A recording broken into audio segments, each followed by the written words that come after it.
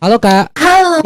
kakak ini orang Manado ya? Wah, Kakak ini orang Manado bukan? Coba dari tadi tuh selalu nge-lag gitu loh. Aku nggak mengerti kenapa itu. Mungkin kakak punya teori sendiri. Kakak itu orang mana? Manado bener Iya kok. bener, kakak nggak makan babi kan? Makan babi nggak kakak? Makan dong. Aduh kakak gimana sih? Baca nggak perjanjian lama di kitab Levitikus sendiri bagaimana perintah Allah itu tentunya yang Yesus itu mengikuti loh kak. Yesus itu nggak makan babi loh kak. Coba jelasin, coba Kakak jelasin. gimana sih?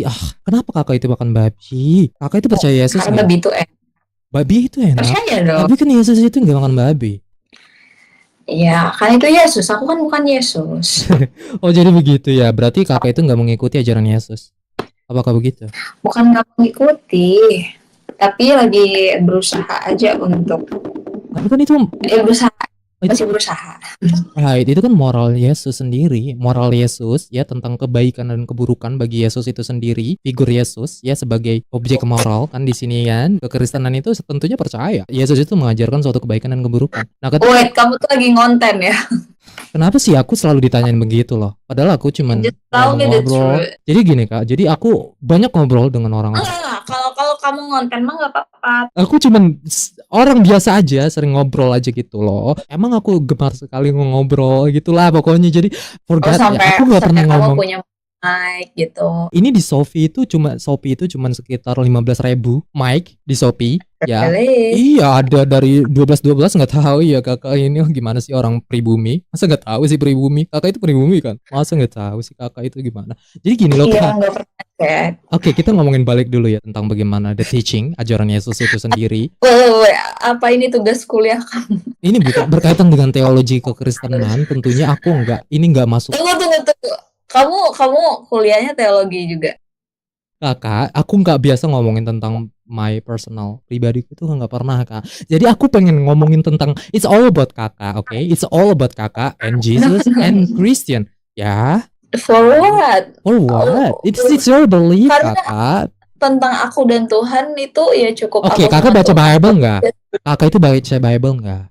Baca. Oke, kenapa kakak itu main Ome dan kenapa itu kakak mengajarkan laki-laki? Dalam kitab 1 Timotius, kakak bisa buka sendiri kalau nggak percaya. Timotius pertama 2:12-13 itu dikatakan bahwa wanita itu nggak bisa mengajari pria. Wanita itu keep silent, diam terhadap pria karena Tuhan itu menciptakan Adam dulu dibandingkan dengan Hawa.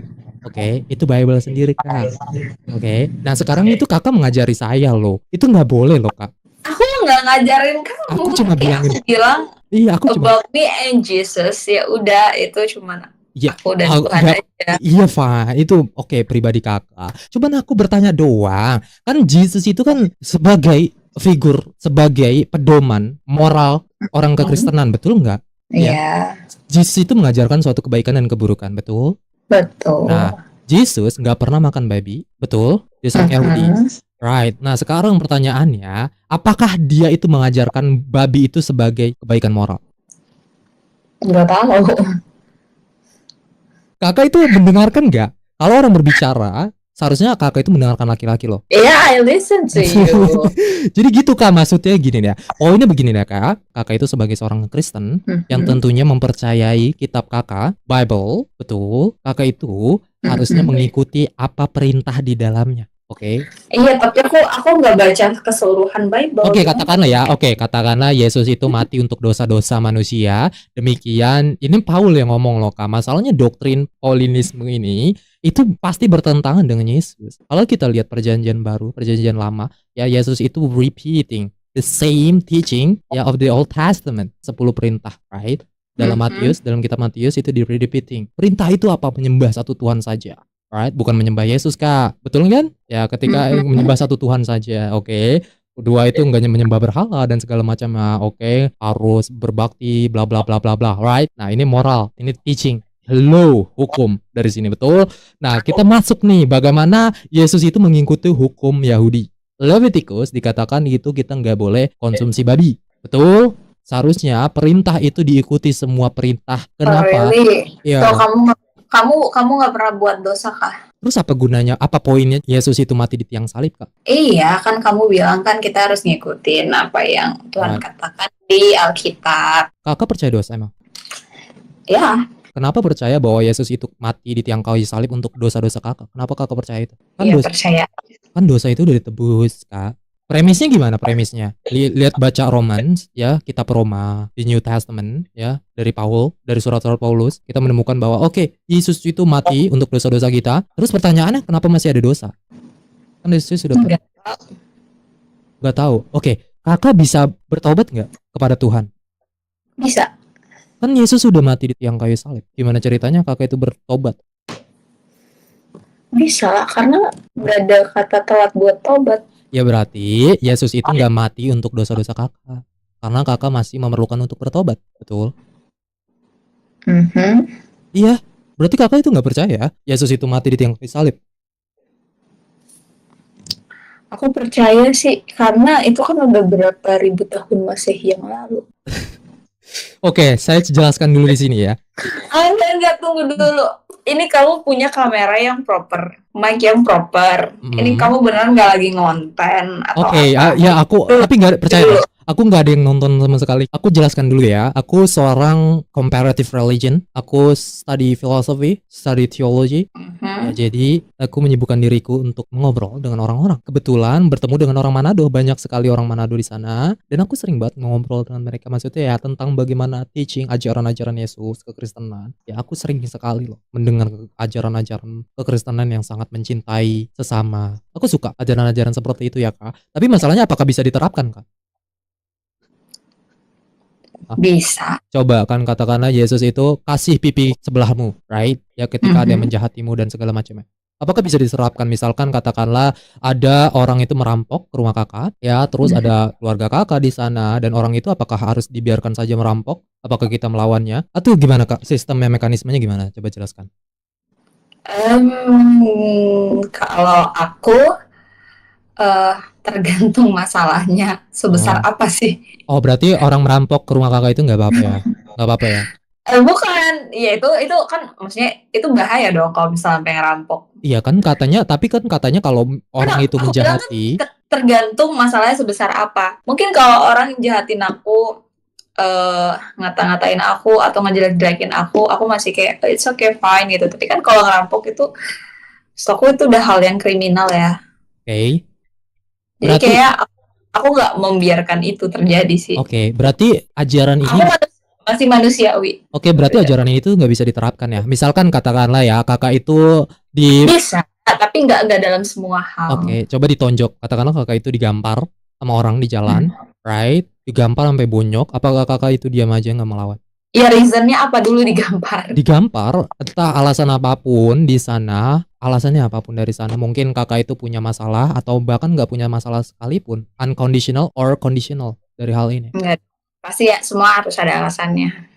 Kalau dia ODGJ mungkin ya that's fine gitu. Emang dia nggak punya pikiran. Oke, berarti kakak itu juga harus memaafkan ya? Memaafkan. Iya. Berarti kakak itu nggak boleh masukkan dia ke rumah sakit jiwa dalam hal itu.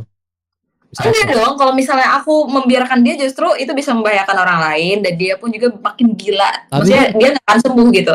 Bagus dia dimasukin ke rumah sakit jiwa supaya dia bisa merasakan pemulihan di sana gitu, biar dia normal. Tapi kan premisnya begini Kak, kita itu harus mengasihi yang lain. Misalkan ada orang berbuat jahat, ya kita itu nggak boleh membalasnya dengan perbuatan jahat. Nah orang-orang ODGJ ya dia itu kita harus mengasihi mereka karena mereka berbuat jahat itu sendiri. Jadi ketika kita memasukkan dia ke bagaimana asylum tempat tentang rumah sakit jiwa dan segala macam ya. Masalahnya kita itu mengatasi tindak kejahatan itu bukan dengan cara membiarkannya. Ngerti nggak? Enggak dong, kan kita masukin dia ke rumah sakit jiwa supaya dia itu dapat rehabilitasi. Supaya dia itu dapat maksudnya supaya dia tuh ada yang kontrol, supaya dokter bisa periksa dia, supaya dia itu berprogres gitu. Itu tujuannya baik. Jadi kita tuh mengasihi bukan dengan cara yang kayak Oke. Kakak tahu nggak ada dari psikologi orang-orang yang nggak sakit jiwa itu mereka itu memandang semua orang itu mengancam mereka. Dan ketika kakak itu memasukkan mereka ke rumah sakit jiwa, itu tandanya kakak itu sedang mengancam dia. Ini suatu tindak kejahatan bagi dia yang orang gila itu. Kakak nggak tahu ya? Coba kakak itu buka jurnal apapun ya kita bisa ngelihat bagaimana orang-orang gila itu dimasukkan ke rumah sakit jiwa, mereka itu pada ngeluh ya, dianggapnya sebagai ancaman dari reseptornya, dari pemikiran otak mereka, psikologi mereka itu mengatakan sebaliknya Kak ya, bahwa ternyata kakak itu dianggap sebagai penjahat di sini, bukan Ya mereka mungkin pada awalnya kan ya. kayak gitu, tapi kan mereka kan dikasih dokter atau tim ahli di sana supaya apa? Supaya mereka balik lagi normal gitu. Iya, tapi berarti kakak itu menyalahi ajaran Yesus itu sendiri ya. Jadi kakak itu melakukan Bukan menyalahi ajaran Yesus, kan aku lihat kasusnya apa dulu. kan gini. Jadi ajaran Yesus itu tentang bagaimana kejahatan dibalas dengan kebaikan lah ya. Istilahnya gitu ya, simpelnya begitu. Nah, suatu kejahatan ini bagaimana kakak itu melanggarnya bukan dengan kebaikan itu sendiri, melainkan dengan kejahatan untuk menimbulkan suatu kebaikan yang mana menyalahi itu sendiri. Betul? Ya. Tapi itu bukan kejahatan. Ya maksudnya bagi dia itu sendiri adalah suatu bentuk kejahatan, Kak. Betul nggak? Bagi orang gila itu sendiri. Kan diancam di sini. Bagi orang gila itu sendiri, tapi Ya. belum tentu bagi Tuhan itu jahat. Oke, ini maksudnya justifikasi moral itu sendiri fine. Dari sini itu kan berarti kakak itu udah melanggar dari mana perintah Tuhan itu sendiri. Right? Kakak itu nggak punya istilahnya dalil untuk mengatakan hal itu. Istilahnya biblical text. Ya kamu juga nggak punya dalil untuk mengatakan Bisa hal aku itu. mengatakan hal itu karena bagaimana Yesus mengajarkan kasih pipi kirimu, kasih pipi kananmu. Right? Bagaimana Tapi contoh yang kamu kasih itu suatu nggak make kejahatan. sense, nggak relevan. Oke, berarti itu nggak relevan karena Gini. Aku berapa kali dijahatin orang. Oke. Tapi cara aku buat ngebales itu udah aku doain aja yang baik-baik. Iya. Oke, misalkan ada yang tadi kita balik lagi bagaimana ada yang nonjokin kakak ya, katakanlah kasusnya entah apapun itu, katakanlah punya masalah atau nggak punya masalah, apakah kakak itu mengizinkan dia untuk menonjoki kakak atau kakak itu membalasnya? Nggak bisa kamu kasih pertanyaan kayak gitu. Semua harus ada reasonnya. Oke, katakanlah kakak itu dia itu mukul kakak dia duluan. Tergantung dia mukul itu karena apa, nggak bisa yang tiba-tiba. Oke, berarti kenapa kakak itu bisa menyalahi ajaran Yesus itu sendiri? Karena faktanya kalau ada yang ngelakuin kejahatan, lu harus kasih pipi sebelahnya, istilahnya begitulah ya. Ya istilahnya suatu kejahatan itu harus dibalas dengan kebaikan. Jadi ketika orang nonjok, ketika orang mukul dan segala macamnya, yang mana kakak itu harus balas bukan dengan memukul, melainkan dengan kasih. Aku suka dengan ajaran kekristenan seperti ini yang mana kita nggak bisa terapkan di dunia eksternal. Kamu pernah digituin nggak sama orang? Diapain? Ya, let's say kamu ditonjok deh, terus kamu kasih. Enggak lah, karena aku nggak mengikuti ajaran kekristenan. Oh really? Iya. So you don't? Aku kan mempertanyakan keyakinan kakak. Aku suka banget sama keyakinan kakak loh. Makanya aku belajar, aku mempelajari ya dari sini. Aku sering menanyakan. Ya mungkin kakak itu memiliki keyakinan. I'm being respectful here. Ya aku nggak cursing, nggak melakukan penghinaan segala macamnya. Cuman aku ingin bertanya aja, apakah kakak itu beneran pengikut Yesus yang sebenarnya? Karena kakak itu selalu mengkontradiksi ajaran Yesus itu sendiri. Itu. Cause I'm a human. Iya betul. Berarti ajaran Yesus itu nggak bisa diterapkan secara universal ya? Nggak bisa secara keseluruhan. Iya betul. Berarti apakah suatu moral, justifikasi moral? Belum bisa di tahap itu karena aku masih daging. Iya, oke. Berarti ya udah istilahnya belum bisa. Berarti di present time sekarang ajaran Yesus itu yang mana mengatakan bahwa oke, balaslah suatu kejahatan dengan kebaikan, itu nggak bisa diterapkan secara moral, betul? Tidak bisa secara keseluruhan. Apakah moral atau enggak secara moral nih masalah kebaikan dan kejahatan itu bisa diterapkan atau enggak? Aku nggak bisa jawab itu. Kakak itu gimana sih? Kakak itu kan pengikut Yesus kan? Oke lah. Iya. Ya udah oke. Berarti gimana nih? Maksudnya gimana nih? Apakah ajaran Yesus itu benar atau enggak? Istilahnya begitulah, simpelnya. Benar atau enggak? Ajaran Yesus itu benar. Oke. Nah, ketika Yesus itu mengatakan kejahatan itu dibalas dengan kebaikan, yang mana kita gitu nggak bisa menerapkannya, itu apakah benar atau salah? Itu sebenarnya benar. Tapi kenapa kita nggak bisa menerapkannya? Karena kita manusia terbatas. Semenjak adanya Adam dan Hawa ada dosa. Jadi emang kita dinobatkan sebagai manusia pendosa. Jadi emang kita nggak bisa perfect ngikut Tuhan. Oke, aku nggak ngikutin sih. Maksudnya pendapat seperti ini teori. No, kalau misalnya kamu bilang kayak gitu, berarti kita harus seperti Tuhan. Oke, enggak, bentar dulu ya kakak. Ajaran Tuhan. Iya kakak, dengerin aku dulu ya. Kakak itu berbicara tentang dosa asal. Oke, kakak itu berbicara dengan original sin ya dalam kekristenan. Kakak tahu nggak apa korelasinya di sini? Bagaimana dosa ancestor kita, nenek moyang kita, yang mana kita itu mengadopsi dosa-dosa mereka. Katakanlah begini, kakak itu punya kakek. Kakek kakak itu melakukan penculikan atau apapun itulah, menyalahi konstitusi. Katakanlah melakukan perampokan atau pembunuhan. Terus kakek itu mati. Apakah penghukuman itu diterapkan kepada anaknya yang mana kakak itu sendiri atau cucu-cucunya? Apakah bisa diterapkan seperti itu? Apakah itu justice? Apakah itu adil? Enggak, cuman kan emang udah dari awal kan emang udah kayak gitu. Oke. Ya, berarti ajaran yang tentang bagaimana dosa asal itu sendiri, yang mana Adam itu berdosa, demikian kita semua, yang mana kita adalah anak-anaknya Adam, kita itu berdosa karenanya, yang mana kita itu nggak bisa menemukan nih di dunia eksternal itu kejadian seperti itu. Pertanyaannya, apakah itu suatu logika? Apakah itu bisa diterapkan secara universal? Bisa nggak, Kak? Nggak bisa. Tentunya kan Tuhan itu terikat dengan logika ya. Bagaimana Tuhan itu menciptakan logika, bagaimana kita berpikir, right? Kita berpikir nih ya tentang penalaran yang valid atau enggak, tentang penalaran logika itu sendiri, yang mana Tuhan itu seharusnya dia itu menciptakan logika, right? Tuhan itu bagaimana ini semua hasil penciptaan Tuhan, betul? Logika itu hasil ekspresi dari Tuhan, betul kan? Ya, bahwa logika itu ada secara universal di human mind ya. Manusia itu bisa menyimpulkan suatu bagaimana yang salah dan benar. Seharusnya Tuhan itu logik. Tapi kenapa Tuhan itu menyalahi suatu logika yang mana manusia itu bisa mengartikan logika itu sendiri, yang mana Tuhan itu melanggarnya di situ. Itu gimana tuh, Kak? Ngerti nggak, Kak? Kenapa selalu begitu? Kontradiksinya selalu begitu itu. Aku nggak tahu lagi jawabannya apa. Ya, mau. I'm not trying to intimidate you, okay? Iya. Ya, aku cuman bilang dong ya. I'm respect your belief, but yeah, I'm just telling you that there is a lot of inconsistencies in your belief. You know this. Especially when we learn about the Old Testament and the New Testament, if you read the Bible, you notice, yeah, about. Told you, gue tuh nggak baca keseluruhan Bible. Oke. Gue bukan orang yang intim banget sama Tuhan juga nggak, tapi gue tahu mana yang baik dan enggak. Ya sometimes gue melanggar karena gue masih daging. That's all. Ya jadi begini loh, Kak. Tentang bagaimana dosa asal itu nggak diajarkan. Kakak tahu ini? Itu nggak ada. Dosa asal itu nggak ada narasi Bible. Yang ada narasinya siapa yang bilang itu? Paul. Dalam kitab Roma, dosa Adam dan Hawa mengalir ke kita dan Yesus itu menebus bla bla bla bla. Siapa yang bilang begitu? Paul. Orang Yahudi mereka nggak percaya dosa asal. Nah, ada salah satu ya di kitab Hezekiel ya itu berbicara tentang bagaimana kembalinya Mesias. Ini berbicara Prince ya kalau dalam bahasa Inggris ya, Mesias, tentang Yesus itu sendiri. Jadi kepercayaannya tentang bagaimana penebusan itu dijelasin tuh. Penebusan, misalkan kita berbicara tentang bagaimana cara menebus dosa begini begitu. Ya dosanya apa.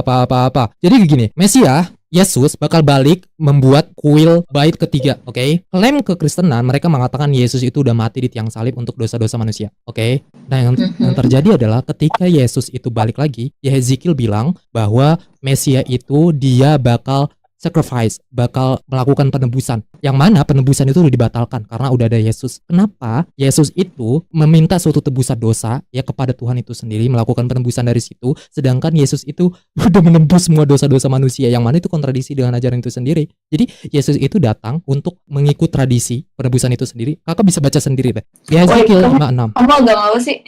Aku seorang muslim, Kak, ya. Ya, jadi aku percaya Yesus. Ya, tentunya orang-orang muslim itu percaya Yesus. Jadi aku jelasin dulu ya. Jadi dalam Islam, kita itu percaya bagaimana Yesus itu yang disebutnya Isa. Oke, ini ada perbedaan biografi, ya. Biografi lah ya, tentang bagaimana lahirnya berbeda dan bla bla bla bla. Tapi ibunya sama, dia lahir dari seorang perawan dan segala macam, right? Nah, Islam tentunya punya Quran, ya, dan Kristen punya narasi dari perjanjian baru yang ditulis oleh 4 narator, diantaranya gospel itu sendiri, Yohanes, Markus, Matius, Lukas, right?